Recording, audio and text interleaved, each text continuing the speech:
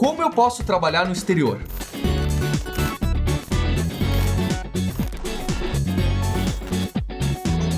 Eu sou Paulo Silveira. Eu sou Maurício Linhares. E essa é uma dúvida frequente. Então, o sonho de muitas brasileiras e brasileiros, exagerado ou não, é morar fora do país. Então, quais são os passos? O Linhares, que mora já há alguns anos nos Estados Unidos. Eu morei um breve período de tempo na Alemanha, quando eu ainda era bem jovem. Quais são os passos para tentar encontrar uma oportunidade de emprego em tecnologia fora do Brasil? Então, para quem trabalha com tecnologia, né, tem uma vantagem gigantesca que a gente não precisa entender da cultura, da língua local. Então, imagina um jornalista saindo daqui do Brasil para ir trabalhar em outro lugar. Ele vai ter que entender da língua, vai ter que entender da cultura e todas essas coisas. Com tecnologia, a gente tem a vantagem que na maior parte dos lugares as pessoas falam inglês, usam inglês no dia a dia, inclusive em startups em países que não têm inglês como sendo a sua língua principal. E a gente trabalha com linguagens de programação, software e outras coisas que, no geral, eles não dependem muito de linguagem, apesar de que quase tudo está escrito em inglês, né? Escrito, gravado, produzido em inglês, e essa é uma das primeiras coisas que as pessoas têm que entender quando eles querem ir para o exterior. Você precisa saber inglês. Mas eu vou fazer um parênteses. Basta aquele Facebook English, sabe? Não tem aquele British English, tem o American English. E tem também o Facebook English, que é aquele inglês que lá no McDonald's você pode levar uma torta de banana em vez de a torta de maçã.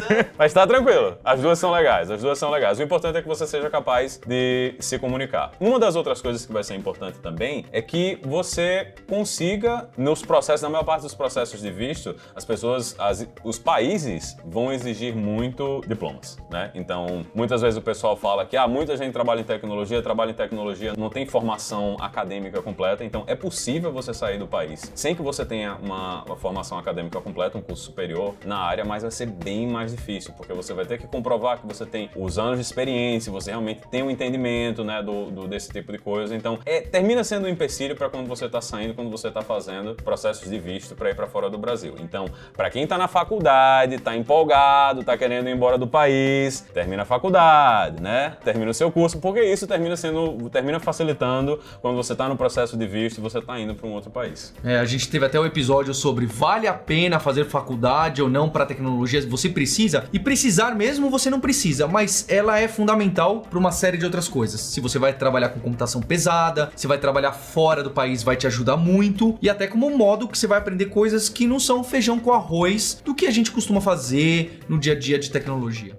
Outra coisa que é importante também é que é bom você ter um foco de mais ou menos para onde você quer ir, né? E entendendo o país ou o lugar para onde você quer ir. No geral, hoje, os lugares mais comuns para as pessoas irem são os Estados Unidos, Canadá, a Europa, principalmente o oeste da Europa, né? As pessoas estão indo muito para a Alemanha, para a Holanda, para a Inglaterra, às vezes para a Espanha, às vezes para Portugal. Tem muitas vagas também no leste europeu, então muita gente está indo para lugares como a República Tcheca, né? Que são países que têm uma tradição em tecnologia e em desenvolvimento muito grande. E muitas vezes as pessoas não prestam muita atenção, mas são lugares incríveis, né? São lugares muito legais de ir. E a gente tem também a Austrália, né? Que também a Austrália e Nova Zelândia são também outros grandes destinos para quem quer trabalhar com tecnologia. Tendo decidido mais ou menos para onde você quer ir, procure empresas e procure entender quais são as tecnologias, quais são as coisas que as pessoas nesses ambientes estão usando. Porque imagina que se você está querendo ir, por exemplo, para a Alemanha hoje, você está querendo se mudar para Berlim, que é um dos lugares que estão quentes na Europa para startups, as startups elas estão querendo contratar o quê? Tecnologia da moda.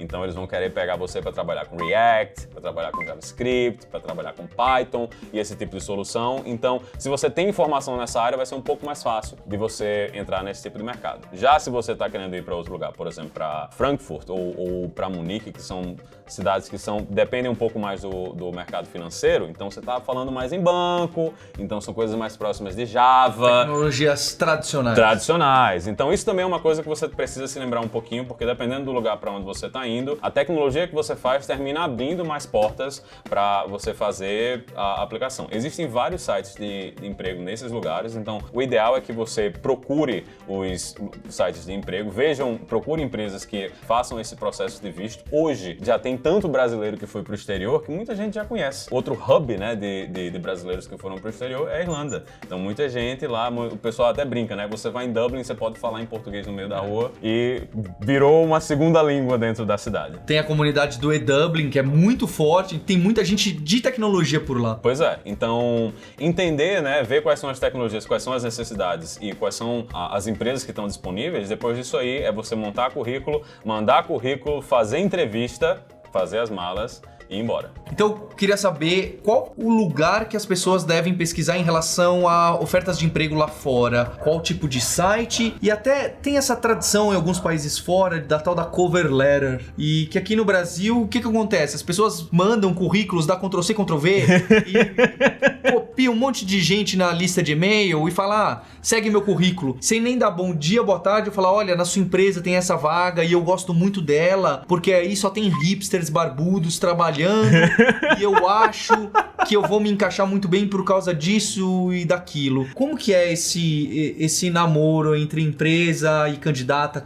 Então, isso é uma coisa importante. Eu acho que as pessoas precisam se preocupar um pouco mais. Então, você não deve ser uma metralhadora de currículos. Trabalhar com uma metralhadora de currículos provavelmente não vai conseguir para você vagas legais. O ideal, né, você procurar... Um dos principais lugares pra gente ver esse tipo de coisa é o LinkedIn. Então, vai no LinkedIn, procura as vagas nas cidades, né? Às vezes o que o pessoal gosta de fazer também é ir no seu LinkedIn, mudar o seu destino, a cidade que você tá no LinkedIn, pra cidade pra onde você quer se mudar. E quando você faz isso aí, principalmente nas grandes cidades, o que acontece é que você termina recebendo muitas chamadas de recrutadores, né? Porque eles acham que você já tem um visto. Eles acham que você já tem um visto e você já tá lá. Às vezes isso funciona, às vezes não funciona. O que eu recomendaria é procurar as empresas e procurar vagas na região. Então, pelo LinkedIn, você consegue procurar vagas pela cidade, pelo país, né? Então, você pode colocar os países, filtrar, começar a entrar em contato com as pessoas que procuraram, que publicaram as vagas. Muitas vezes, na vaga mesmo, principalmente na Europa, eles vão dizer que eles aplicam para o visto de trabalho para você. Então, se a vaga já está dizendo, olha, aplicamos para o processo de visto de trabalho, então é lá. Esse é o lugar que você tem que aplicar. Então, não faz o currículo aleatório, não façam currículos gigantes, pelo amor de Deus. Se o seu currículo tem mais do que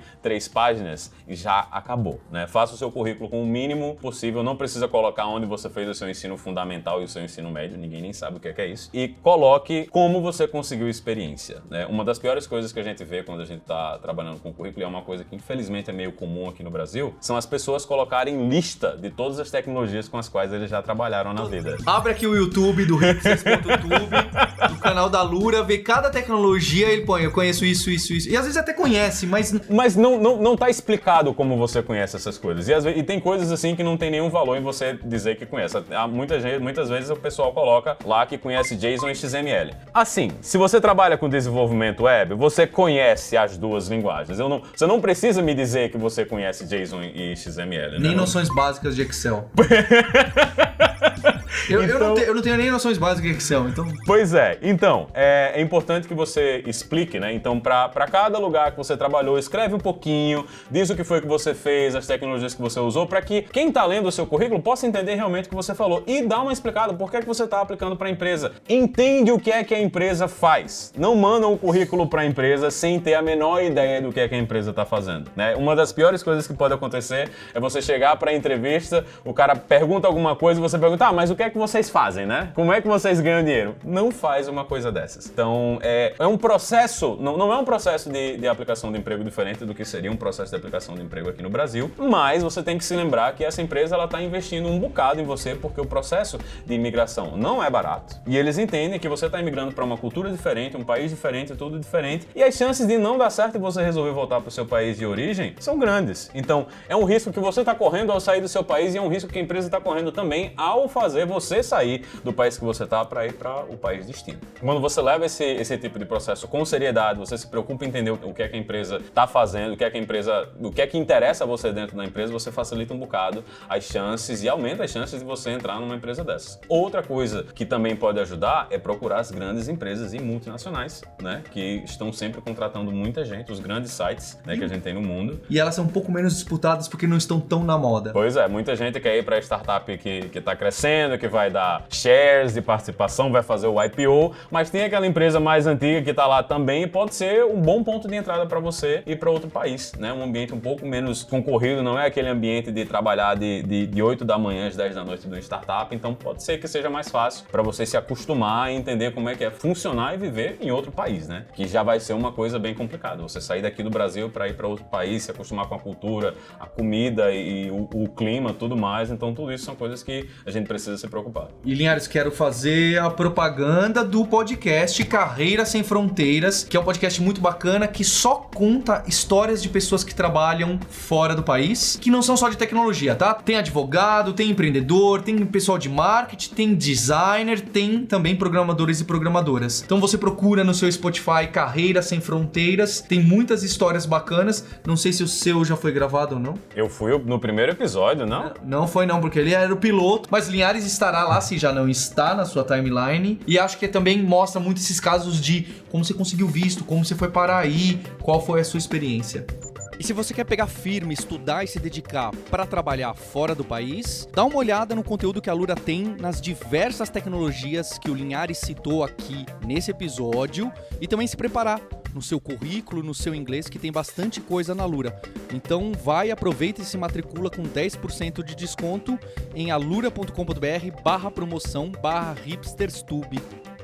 Primeira vez nos Estados Unidos, me mudei pra Boston, Massachusetts. Já é difícil pronunciar o nome. Pois é, já é complicado já pra falar o nome Massachusetts, né, pra você conseguir pronunciar. O inverno, não sabia que o inverno em Massachusetts era terrível. Chego no aeroporto, né, à noite, num sábado de noite, era menos 17 graus naquela noite, nunca tinha visto, saindo direto de João Pessoa, na Paraíba, né, calor infernal de João Pessoa, pra menos 17 graus em Boston. Chego, meu chefe me pega no aeroporto, me deixa na casa que eu ia ficar. Estava sozinho dentro de casa, entrei dentro da casa, entrei dentro do banheiro. Vou tomar um banho, porque voo, né, de João Pessoa. É João Pessoa, São Paulo, Boston. Então, foram quase 20 horas de viagem até eu chegar lá. Logo quando eu entrei dentro do apartamento, resolvi tomar um banho. Cheguei no chuveiro, olhei pro chuveiro e onde está o botão de ligar a água quente do chuveiro? Em alguns lugares no Brasil, como em São Paulo, o que acontece é que você tem as torneiras de água quente e água fria, mas no Nordeste, normalmente, a gente não tem isso, né? A gente tem o chuveiro elétrico que esquenta a água direto lá pra você. Então eu olhei pro chuveiro,